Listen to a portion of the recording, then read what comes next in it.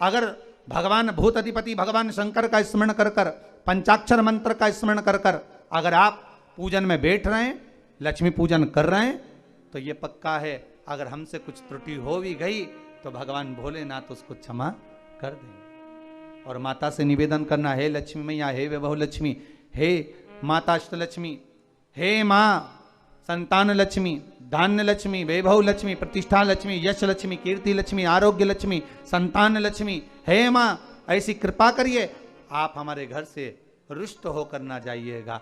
ये घर, ये परिवार, ये सब आपका है, सब आपका है, ये किसी दूसरे का नहीं। मां पूजन करते समय माता लक्ष्मी से जरूर कहें, मां 4 साल हो गए, 2 साल हो गए, ये 2 वर्ष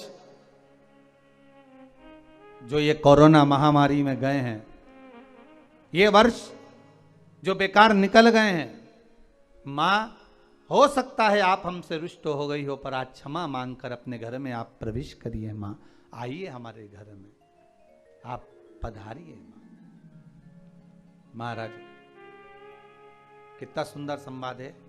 एक साहूकार की बेटी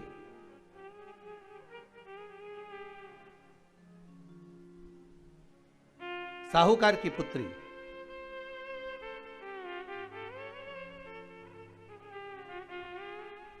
पीपल के वृक्ष के नीचे, बेलपत्री के वृक्ष के नीचे, आंवले के वृक्ष के नीचे प्रत्येक अमावस्या को दीप लगाने जाती थी। उसका नियम था।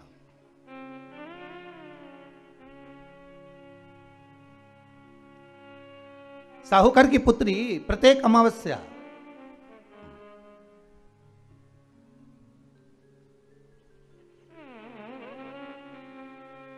तीन दीप, एक बेलपत्री के नीचे, एक आंवले के नीचे, एक पीपल के नीचे लगाने जाते।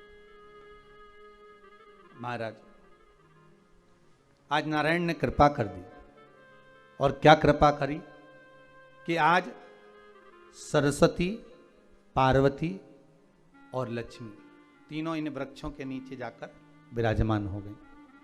पार्वती मैया तो पहले से ही बेलपत्री के नीचे है,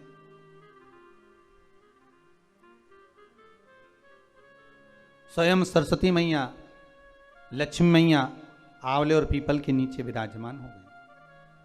अब आज तीनों देवियों में बात हो रही है, आज तीनों देवियों में चर्चा हो रही है कि यदि आज अगर कोई दीप लगाने आया और पहला दीप जिसका लगेगा तो ये पक्का है कि मैं लक्ष्मी उसके घर में प्रवेश करूंगी।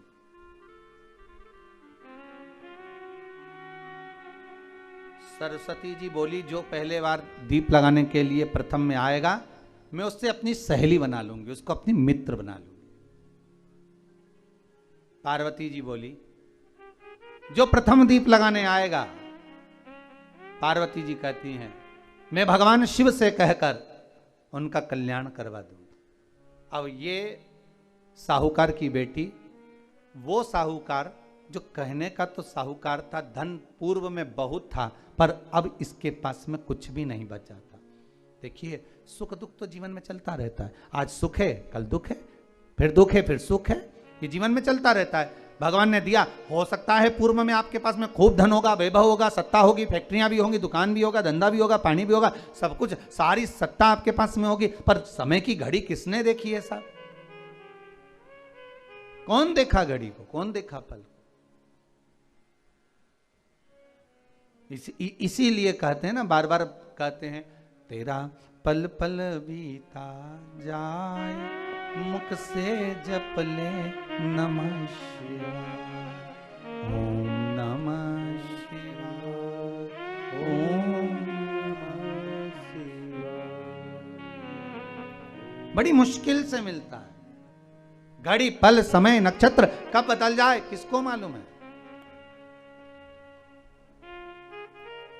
आज साहूकार के जीवन में था साहूकार कहने का, पर धन नहीं था, वैभव नहीं था, सब समाप्त हो गया था, कहीं पैसा चले गया, लग गया। महाराज बेटी ने वही दीप तैयार करे। दीपावली की अमावस्या नहीं थी, पर दूसरी जो अमावस्या थी उस अमावस्या पे उसने दीप लगाया। जैसे दीप लगाया, 3 देवियों ने आवाज लगाई, अरे सखी सुनो तो।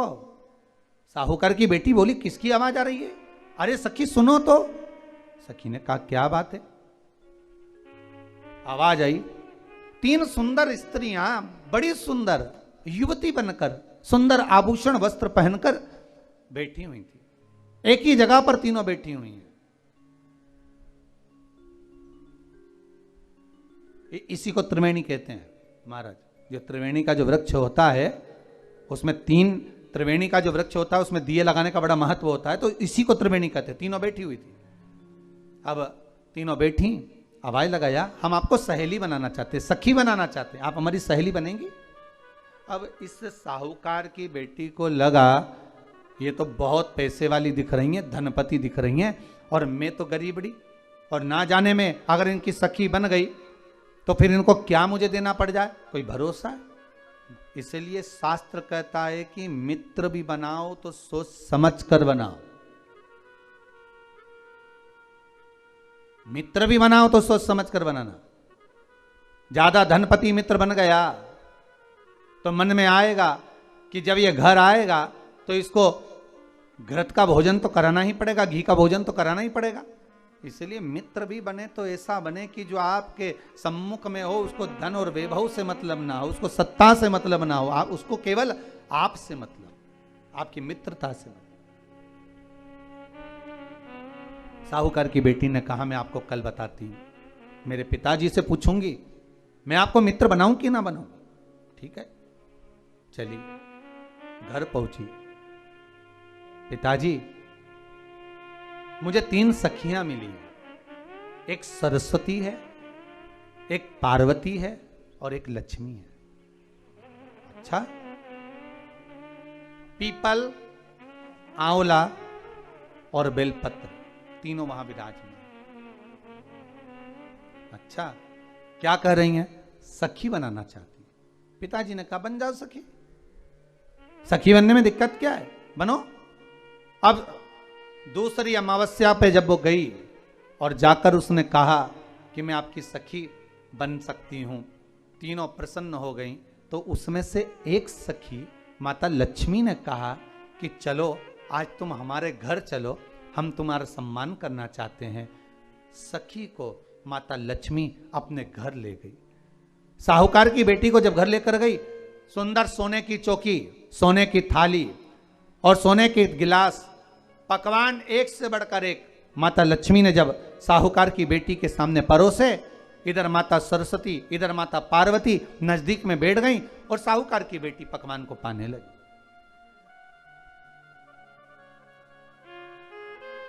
साहूकार की बेटी पकवानों को पा रही है, भोजन ग्रहण कर रही है। अब भोजन करने के बाद साहूकार की बेटी चली गई।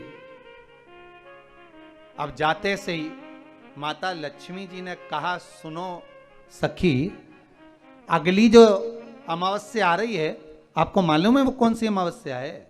नहीं। कहा, दीपमालिका, दीपावली की अमावस्या, आपको मालूम है? ओहो, पर एक बात हम आपको कहें। लक्ष्मी जी बोली, एक बात हम आपको कहें। हाँ बोलिए। हम चाहते हैं इस अमावस्या को आप हमारे घर आई हो, अगली अमावस्या को हम आपके घर आना चाहते हैं, क्या आप हमें बुलाएंगी? सखी ने कहा, साहूकार की बेटी बोली, अगर आपका मन है आने का तो आप आओ, मना नहीं है। साहूकार की बेटी हूं मैं। लक्ष्मी जी ने मन में सोचा, ठीक है, तैयारी करो। आज साहूकार की बेटी घर पहुंची तो पिताजी ने पूछा, बेटी आज बहुत देर हो गई तुझे आने में, कहां रह गई थी तू, कहां रह गई तू? बेटी कहती है, 3 सखियों के घर गई थी, आने में देरी हो गई, पर मेरी सहेली माता लक्ष्मी जी कह रही हैं कि अमावस्या के दिन मैं तुम्हारे घर में आऊंगी। तो पिताजी ने कहा उसमें क्या दिक्कत है, तैयारी करो। तो पिताजी घर में अपने खाने के लिए तो कुछ नहीं, तो माता लक्ष्मी को क्या खिलाएंगे। कई लोग कहते हैं कि दीपावली पे ना तो हमारे यहाँ घी है, ना हमारे यहाँ तेल है, ना हमारे यहाँ कपास है, ना हमारे यहाँ पर मिठाई बन रही है, ना हमारे यहाँ अच्छे वस्त्र हैं, हम क्या पहने माता लक्ष्मी को रिझाने के लिए। परशु महापुराण की कथा कहती है अगर आपका भरोसा, आपका विश्वास, आपकी दृढ़ता परमात्मा के चरणों में लगी है तो परमात्मा लक्ष्मी पूजन की व्यवस्था भी वही कर देगा कि लक्ष्मी जी का सम्मान कैसे करना, आदर कैसे करना है। घर में बच्चों का विवाह होता है, टेंशन आपको होता है, परमात्मा पर छोड़ दो, भगवान विवाह कराने वाला होगा, भगवान पाणिग्रहण संस्कार कराएगा, भगवान व्यवस्था करेगा, क्योंकि जन्म उसी ने दिया है तो मृत्यु भी वही देता है। जन्म उसी ने दिया है तो पाणिग्रहण संस्कार भी वही करा देता है। क्यों सोचना। साहूकार ने कहा बेटी तू इतनी जल्दी हिम्मत हार गई कि तेरे घर में कुछ नहीं है। गाय का गोबर ला, लीपन कर, घर को पोंछ, कचरा उठाकर बाहर फेंकिया।